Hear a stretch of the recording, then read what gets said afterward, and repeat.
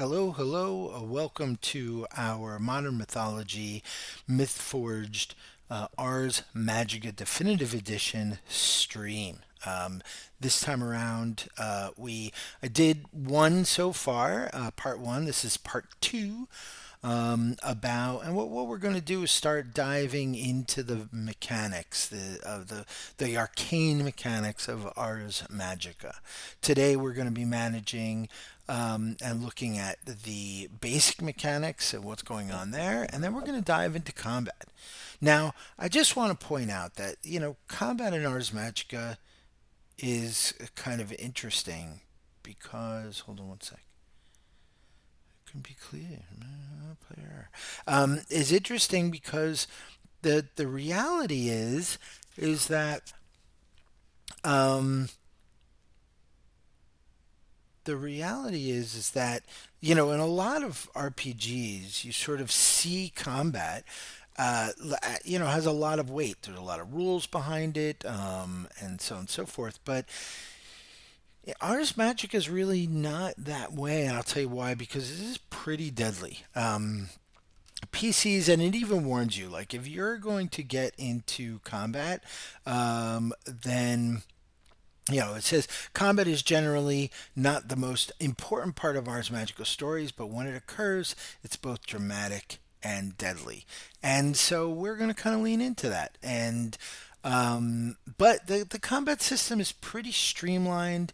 I'm not expecting a lot. I'm not saying that it's going to happen every session, um, but certainly I feel like I want to go over it today, and so let's get into it. The first thing we're going to talk about is the Ars Magica basic mechanics. Um, Basic mechanics are very simple: characteristic plus ability plus D10 is greater than what is called an ease factor. So their difficulty number they call ease factor. Okay, whatever. And characteristics are your basic characteristics of. Let's see here if I have them down here. Let's just take a look at them. Characters, character basics, probably characteristics, right? So there you go. Uh, and our characteristics are going to be intelligence, perception, strength, stamina, presence, communication, dexterity, and quickness. We're going to go over character creation soon. I don't think next, but soon. So we'll talk a little bit about those. Characteristics tend to run between +3 and -3, or -3 or +3. Abilities, a little bit more than that. 3 is considered sort of an average skilled, moderately skilled character. 6 is an exceptionally skilled character. 9 is just like an off the charts, badass, and whatever that is. We could see that ease factors are multiples of 3, with 9 as the average difficulty, which we could see why, right? Because somebody with an average characteristic, which averages 0 for characteristics. 3, moderately skilled, plus an average die roll of 5. Now, your average on a D10 actually runs around 5.5, so you could see where that 8 becomes 8.5, and we can like kind of round it up to 9, right?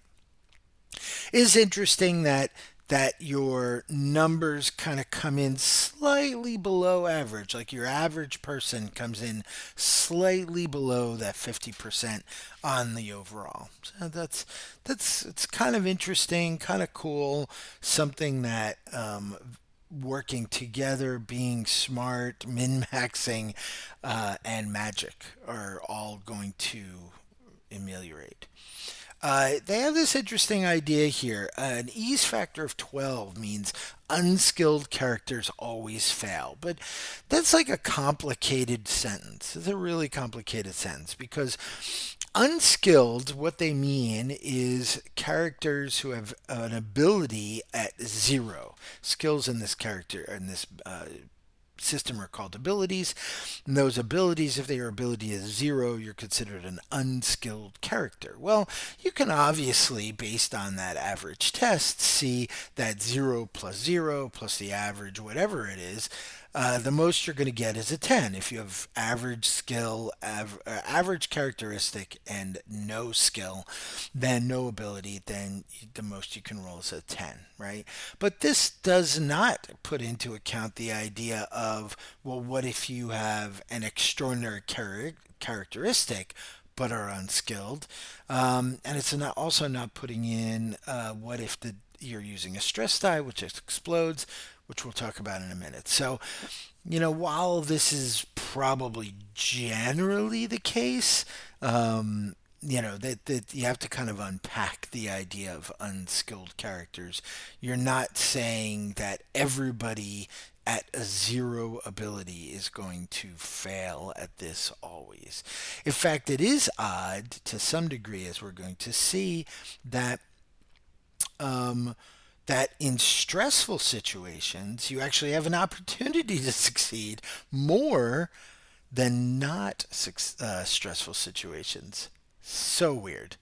Um, Exceptional tests, you could see here that if you have, your characters are often going to try to lean into their best stuff, right? And by and large, you can imagine that their best stats probably going to be at a three. Their best abilities are going to be somewhere in the 5 to 6 range, and so now that you end up pushing rounding up to 15, which are of course 2 steps above your average, which you can see here. Um, Now, the interesting thing here is that, for instance, once you see that 3 and the 6, I'm probably not going to have them roll for average difficulties by and large. I am going to have them roll really for things that could have significant consequences. Now, that perspective cannot stand as it does many of the games that I play for everything in Ars Magica. So sometimes it is really important what that final outcome number is. You can't really just like shortcut it like that. Sometimes it is important. A good example are like perception tests or stealth tests, right? Because they're working off of the other one, and if you roll really, really well or roll really, really poorly, and the other person, right? So I guess anything that's opposed, right? Anything that's opposed, you could see you wouldn't necessarily want them to not roll. I don't want that to be exhaustive, but it is something that somebody running the game is going to have to take a look at. The second thing we're going to look at is something called a stress die. This is a really interesting mechanic, and it's an interesting mechanic for good or ill on 2 levels. The first is that the idea is that when you go into a stressful situation, instead of rolling a basic D10, you're rolling a stress die. Now, we're going to use D10s that instead of a 10 has a 0 on it. I don't know. I'm going to probably be using Foundry. I'll have to test whether or not it differentiates that. Um, whether or not if the D10s show tens or zeros, because it is important to note that a stress die does not have any tens on it at all. That's an interesting shift in its own right, right? The idea that now your cap, other than exploding, your cap is at 9, right? And that does change that perspective a little bit. Um, However, the stress die also has this extra thing of ones are good and zeros are bad. So each one that you roll provides a times 2 multiplier on a final roll. The rules everywhere say double and double again and double again. Um, the writers of the rules do not understand what doubling means, because Uh, that's egregious. I'll have to think about. But doubling to me means something different. I don't know. Scratch that idea. Maybe I'm not thinking about that right. Like, if I have a five and I double that score of five, that goes to 10, and then I double the 10 is 20. All right, no, that's right. I was thinking doubling logarithmically, as in an exponent, but I guess doubling means times two, so that's cool. Anyway, each one, don't pay attention to me. Each one provides a times two multiplier on a final roll. For example, an ability score of 9 on a 1 followed by a 5. 5 times 2 plus 9 is 19, right? If you roll a 1, then you roll a 5, your total is a 19. If you roll a 1, then you roll a 1 again, then that's followed by a 5, and you roll 29. This was, by the way, the example that they used, so I knew what they meant internally, but I just felt like doubled. It was overstated saying they don't know how math works. That was shitty of me to say. But what I'm saying is like it's not logarithmic. It's not into itself. You're not doubling as in 10 times 10. Or 5 times 5. You're doubling in terms of the multiples of 2. That's all. All right. A roll of a zero. A roll of a zero is you roll botch dice, so no zeros, then the initial roll was a zero. So, example, if you roll a nine, I'm sorry, if you roll a zero, then you roll anything on the botch dice that would not a zero, then you take what your original number was. So if you start with a nine and you roll a zero and then you roll a five, next time it's a nine, right? So your roll of zero is bad and likely indicative of a failure because that means you even on a nine, even if you have a three and a six, you're you're only barely meeting that average, right? So this is the point where like rolling the stress die and rolling things maybe I wouldn't necessarily always roll makes sense because sometimes if you're doing something really dangerous, even if you're really good at it, I want to see if you botch. And there's going to be a lot of magical effects and things like that where if you do really, really well, it actually goes into the result, and that result will have some sort of mechanical benefit, and so on and so forth. All right. So botch dice and botch dice are pretty easy. You roll a number of botch dice based on the situation. One or more botch dice determines the severity of the botch. Oh, and you failed regardless of your score. So if you roll a zero in this above example, you roll however many botch dice.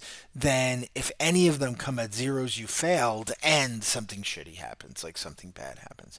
Just as an example, like we're going to talk about realms and auras and all that stuff, but like you're in a fairy realm, and that fairy realm is a aura of four. Anything that you do magic wise within that fairy realm automatically has four botch dice. I'm going to let that sink in. If you're in a fairy realm with an aura of four and you try to do anything magical, no matter what you're doing, if you're like, I'm gonna make a fire in my hand, creo ignum, just to light my way, right? Make a little torch for myself. Don't roll zero. Don't roll a zero because if you do, you're rolling four botch dice. That's a lot, and I don't even want to know what that botch is going to look like. So, oh, you take damage because your hand's on fire. Seems pretty pretty standard, or your fire leaps out of your hand and decides, grows little arms and legs and decides to run through the forest. Huh.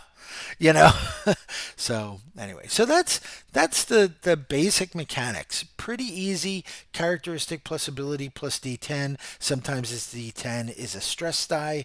Stress die acts a little weird.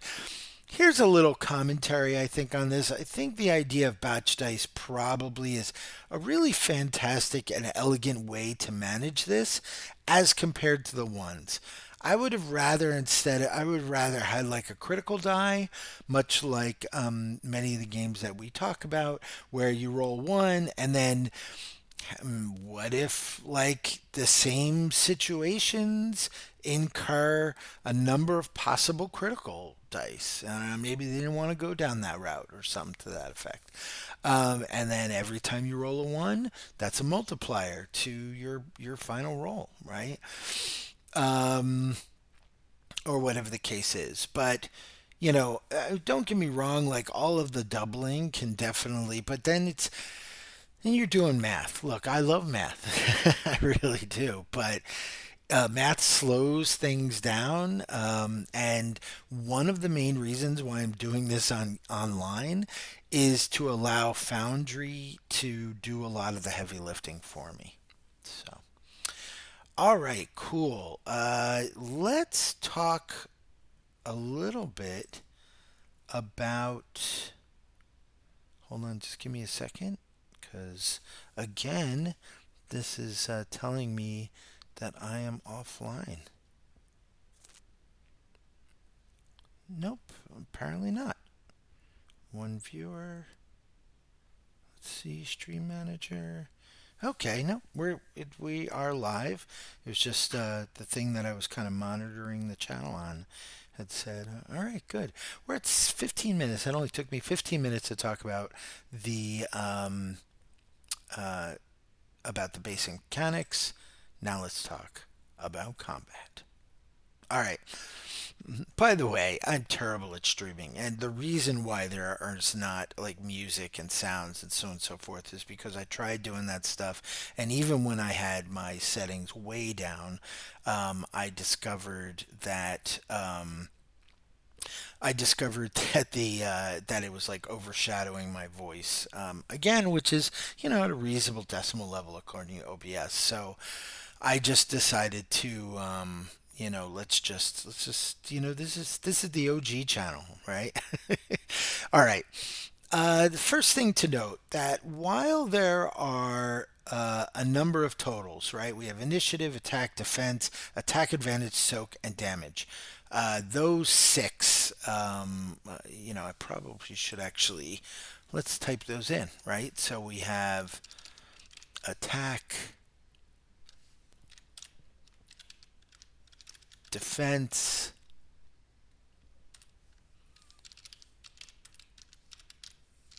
attack advantage,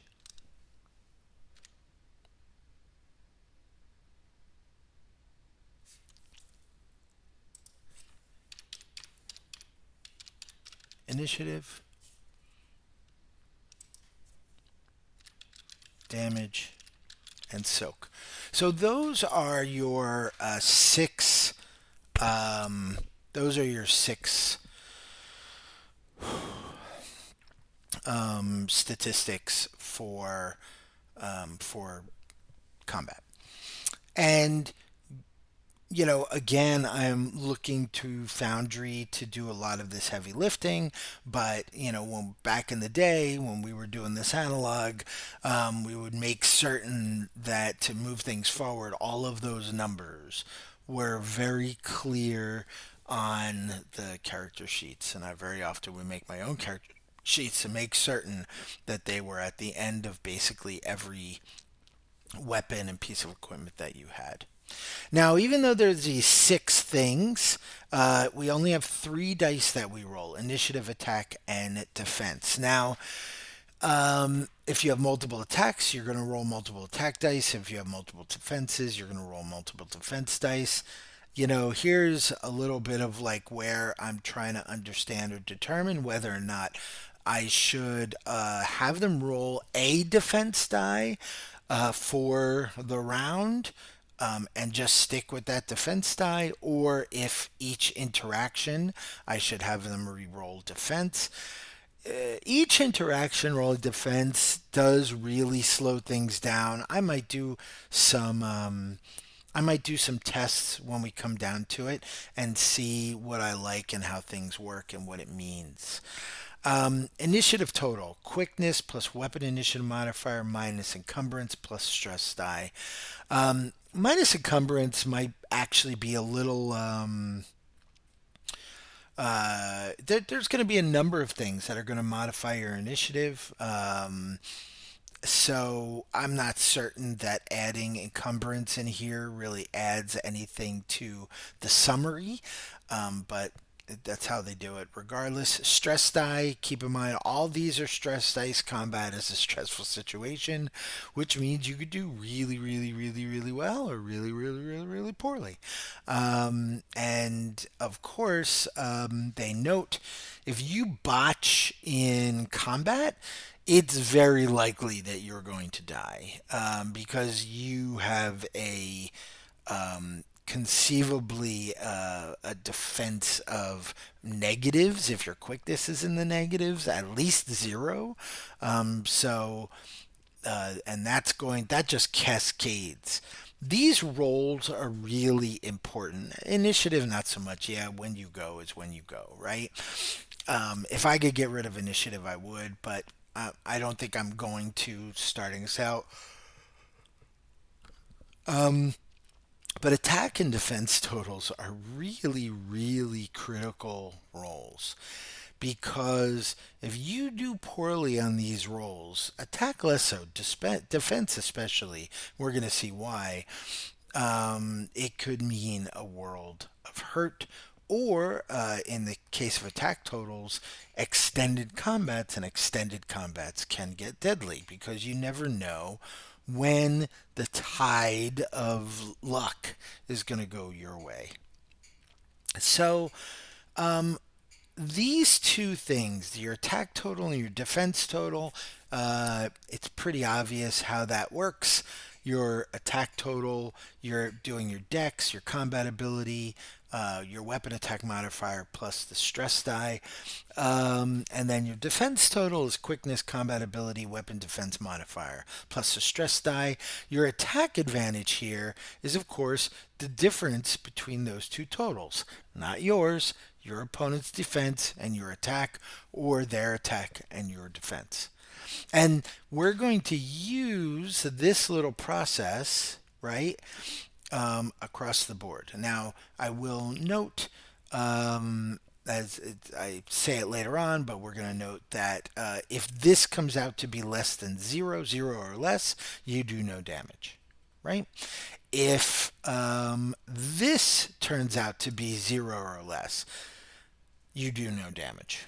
Okay, so your soak totals are your stamina, your armor protection, plus the form bonus for Magi. There's some bonuses going on there. So stamina plus armor protection, and then strength plus weapon damage modifier plus attack, yada yada yada. Now you'll note that your defender's defense total comes off your attacker's attack total. You'll also notice that your attack advantage comes off of your damage total. That means defender's total comes off of damage. So later on, we're going to do a little analysis. Just want to point that out because your soak total, like your weapon, is going to have a defense number plus your soak, and your attacker's totals are going to have an attack number plus damage. And so we're going to look at how those interact. So you get an attack total, you get a defense total, you subtract defender from attacker, and if that's greater, you come up with whatever the defender soak is, stamina plus armor protection, and you come up with a damage total, right? So how well you hit determines how much damage you do, right? Consequently, how well you defend says whether or not you're going to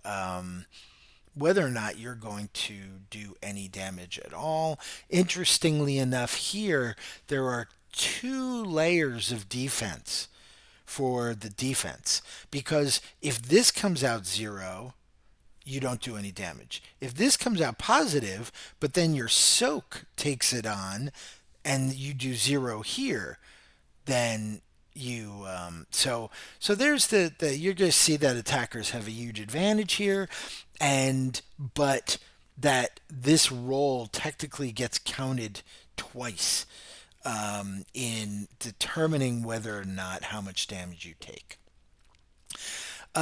Consequently, players may spend fatigue levels to add their combat ability, that's, whatever their sword skill is or whatever the case is, to one attack total or all defense totals. This is what tells me that their idea is that you're going to roll defense every single different attack. That's fine. By and large, it is one attack. This is not a multiple attack game, except for in some extraordinary circumstances. We're going to look at later whether or not which one you should do. Should you do the one attack or the all defenses? I'm going to tell you what I would do. Now, initiative is once for the entire combat. High roll acts first. Each character gets their attack total against their opponent's defense total. If attack advantage or damage total are zero, then no damage. Otherwise, a wound is delivered based on size. Normally, everyday people are size zero, so you can imagine you're getting a light wound, a medium wound, a heavy wound, incapacitated, or dead. All things well, we'll talk about. Let's look at that in just a little bit. We're going to come back to that wound chart, and this is different for different size creatures. So your giant might only take a light wound instead of a medium wound, or your fairy may take a heavy wound instead of a medium wound, and such like that. Um, so that's the basics, right? That's basically how things go. You roll initiative, you go in order of initiative totals from high to low. Each character gets their attack versus opponent's defense. You look at that, and if your attack advantage or damage total are greater than zero, then you deliver a wound, and you're delivering light, medium, so on and so forth. We'll look at wounds next time, what they do. So group combat. Groups have to be. This is like a pretty interesting way to sort of approach this, and I really kind of dug this. Different systems have different rules for this. I really like the rules on how this happens in both Torchbearer and Torchbearer and the Story Path system are probably some of my favorite ways to manage group combats instead of everybody each to his own. But this is pretty good. This does have like an old school feel to it. Like I remember doing stuff like this in terms of like rank and file miniature combat games. This has that feeling to it, but I feel like it's pretty solid. So the first thing you're looking at is that groups have to be within five of the combat total of a vanguard. So you have the person who's basically leading. Everybody has to have a combat total, either attack or defense, whichever is available within the combat total of the vanguard. Right. What this means is that you're going to have sort of groups of your less competent people and groups of your more competent people. But then consequently, you're probably going to have your standalone individuals kind of out front and center by themselves, right?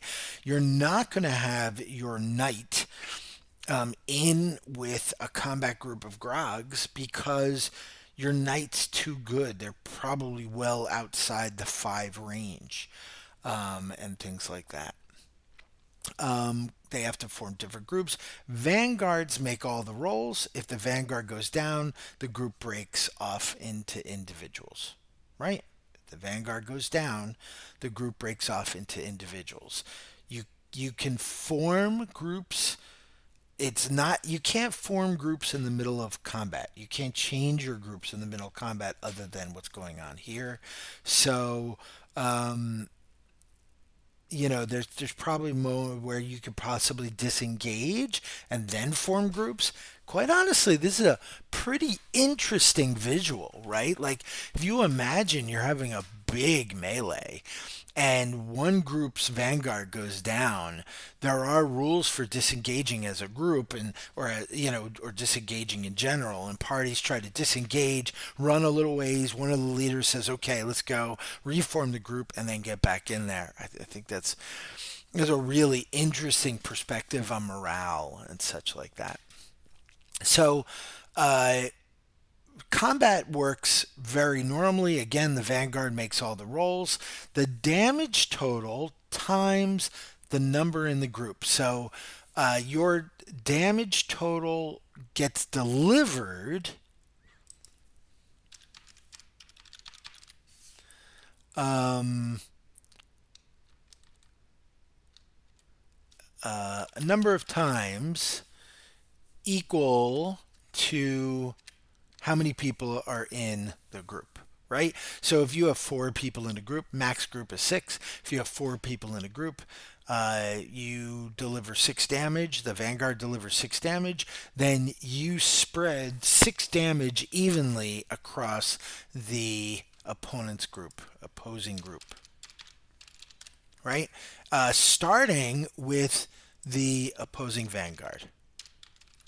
The Vanguard can never take less than any other member of the group. So you always start with the Vanguard, you spread it evenly. You can go wherever you want after you do the Vanguard, and then, although you can only do one until you go back to the Vanguard. Vanguard takes two first, and then everybody takes it, and so on and so forth. That's important, particularly for like sizes, and if you think about like different groups having different, like, oh well, I can't just send that six against the soak of just the guys who have huge soak or the guys who are larger in body and so on and so forth, right? So uh, then it gets I think this is pretty cool, this is pretty elegant, and this is for like most groups. But then you have something kind of interesting here called a trained group. And your trained group is a, boy, this was complicated, but it's a big impact. So your trained group, first off, is identified as a group who trains for a season together, right? Now, by the rules as it's stated, it says something like they all increase their combat score at this in the same season. I don't like that. Because that says this person over here and this person over here and this person over here all increase their combat scores in different continents, but they can come back and train together. I may adjust that a little bit and say that they trained for a season together. That could mean that they went on an adventure together for a season and they all decided to use their XP on combat. I would say yes to that. Or they're doing in their downtime, they all decide to put a little bit of their efforts and practice into combat. And we could easily say that they're out in the courtyard fighting each other and things like that, right? You designate a leader. The leader does not necessarily have to be the vanguard, although it can. Characters' abilities add to the attack or defense total for the combat. You have to choose at the beginning of combat whether or not their characters or abilities are going to add to attack total or defense total. Now, this could be a huge deal. If you have a number of really competent people, and you can imagine that they're at least going to be within five, right, of the Vanguard, that can really add up. Now, you do have a little interesting hiccup here. This is a little complicated, but it is what it is. It is to a max of three times the leader's leadership score.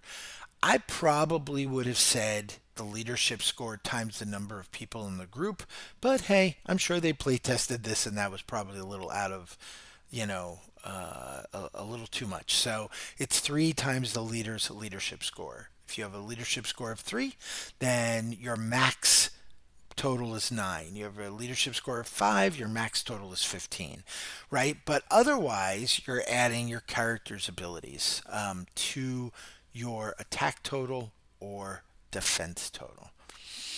Um, Again, we're going to talk about what I think we should probably be doing here in this decision making process. We saw a similar decision making process up here where you can spend fatigue levels to add to either one attack total or all defense totals, right? Um, and we're going to talk about that in a minute. So that's ultimately the group rules. Pretty easy. Everybody gets together. If they're untrained, then everybody just goes off the Vanguard rolls, and everybody are basically just kind of sponges. And people might go down in different layers and things like that. If you're a trained group, you can actually pool and add the group's combat abilities and to your attack or defense. The next piece of the equation is something called defenders. And defenders are an important part of Ars Magica because of the relationship between grogs and mages, right? Magus always have a grog associated with them, a grog that's part of a covenant, both in the covenant and then eventually out of the covenant, always have a grog that goes with them. Some now that's a shield grog, right? Shield grogs are very specific. You also have other camp grogs that will be doing things, but they're not necessarily getting into fights. That's not who we're talking about. We're talking about shield grogs. Shield grogs being the person who actively defends the magus. And this is pretty cool because, quite honestly, this is something that a lot of games don't have, which is the idea of a defender. And the defended cannot be damaged until defenders botch or are incapacitated. I think that's pretty awesome. Your defenders do shit. So your shield grog is taking those attacks. And yes, there are various systems that have different abilities and things like that that'll let you do those sorts of things, a number of different like fighter abilities in D&D that say, oh, I'm going to take that damage instead of him, that kind of stuff. Same thing with Daggerheart Guardians, and that's cool. But I like the idea that just by you saying, I am defending this person, that person cannot get hurt until I botch or I'm incapacitated. If I do not botch and I am not incapacitated, then you're probably, if I'm anywhere a decent fighter, you're talking at least you got to eat through 3 rounds of me before you get to my buddy. Let's see here. As part of this whole process, so that's kind of cool. And by the way, um, defenders in groups are never in the same group as the defended, which is kind of interesting because the reason they can't be in the same group is because then you can't equally sort of distribute the damage. Right? It would be shitty if it's like, okay, he can't take damage until we're done. I guess you could make an exception in that rule that says, okay, except for unless you're a defended, and then the defended doesn't get it until blah. No, they did it the way they did it. Well, they and cut this corner and said, by the way, if you're in a group, your defenders are in a group, but then your defended has to be separate. Which, again, I also would probably say like the defended has to probably stay within a particular distance of the defenders. Because once your defended kind of goes off, I feel like they are no longer being defended by that group. So, okay. Let's just an interesting thing. Armor adds to soak total, which I think we talked about here. Yeah, armor protection. And that's going to come in some of our stuff later on. Casting a spell in combat is generally an action. This is pretty important. So, casting a spell by and large is going to take one action, just like, if you were in most other games. However, There is a thing called fast cast spells. Fast cast spells, if you take them, happen upon a trigger. So basically, what you're doing is you're setting up a spell that happens at this point in time. Mostly, if I get hit, is what we're talking about here. Or a friend of mine gets hit, or if somebody draws a weapon, or something to that effect, right? This is kind of interesting because if you have fast cast spells, they trigger regardless of what you do in your action. They do not trigger during your action, they trigger whenever the trigger happens. But that means you conceivably get two spells, or it's kind of rare to have multiple fast cast spells, but it's possible. It's not likely, but it's possible. So you could have your normal spell go off and then a fast cast spell and another fast cast spell, that kind of deal. Um, let's do a little bit of analysis on what this is saying. So all things being equally really comes down to weapon versus weapon uh, armor. So let's make this clear. Attack bonus, right, versus weapon, and I'm going to put this on the new line, weapon defense bonus plus armor, right? So assume they have the same characteristic, assume they have the same ability, and assume they rolled the same number. Now let's look at weapon attack bonuses versus weapon defense bonuses plus armor. And what we're going to do is we're going to take a look at the book, at the weapon and armor charts. So first off, I want to point out armor, you're just looking at protection, whether or not you're partial or full. Uh, this is leathers, like three protections.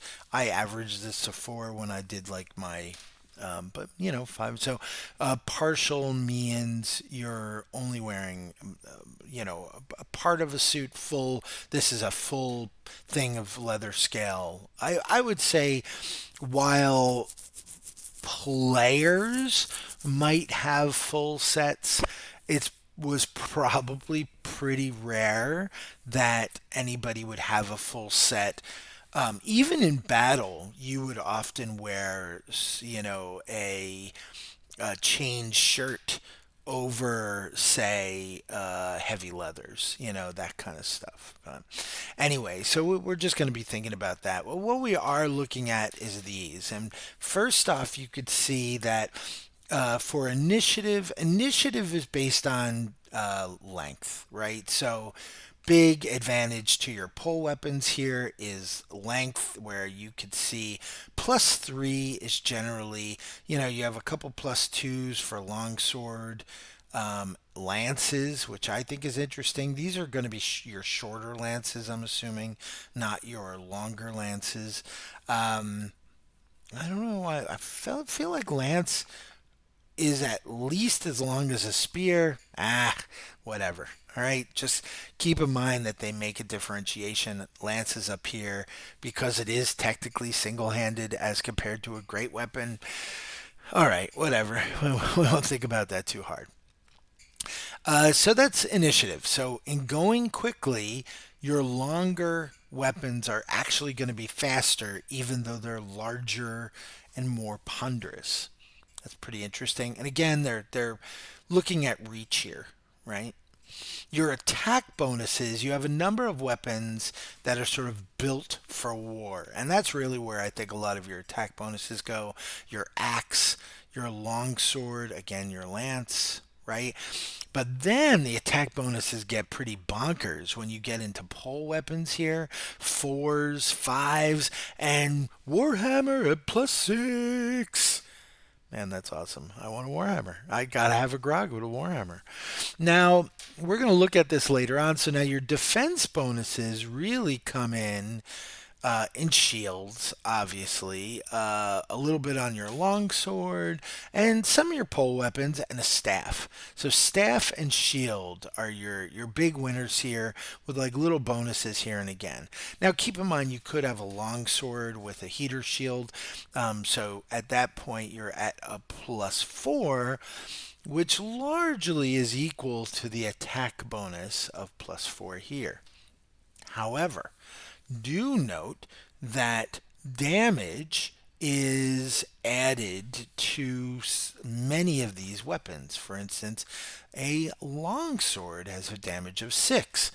Now, because we note that attack advantage is a direct determiner to how much damage you do, and attack weapon attack totals are go directly into your attack total, which factors into your attack advantage, then it makes sense, if you're thinking about this and all things being equal, that you're going to add your attack and your damage totals and compare that to your defense totals to really understand where the advantage is here.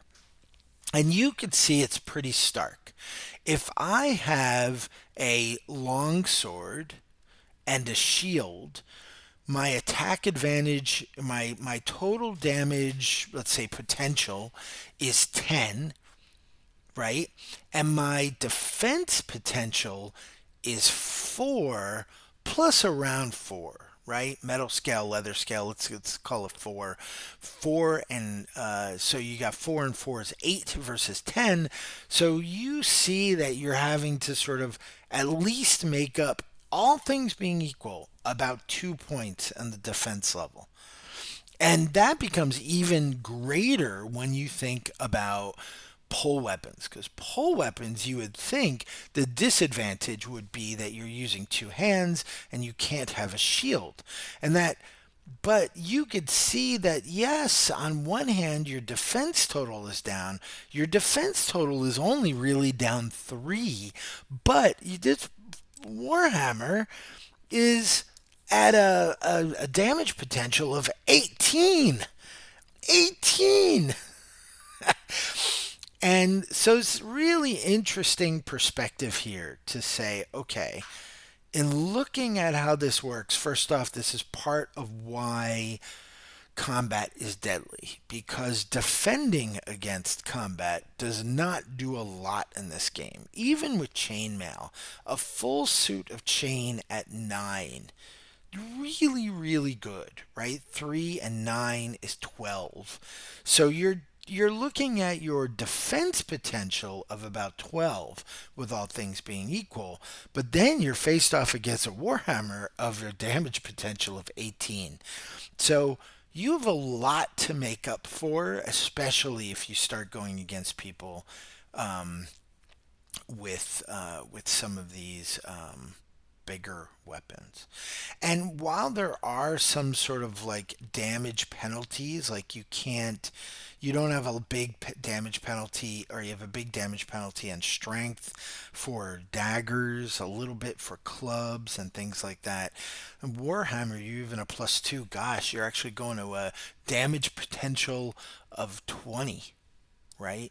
Yes, it's a load of 3, but man, like, why everybody doesn't carry around Warhammers in this game, I'm not entirely certain.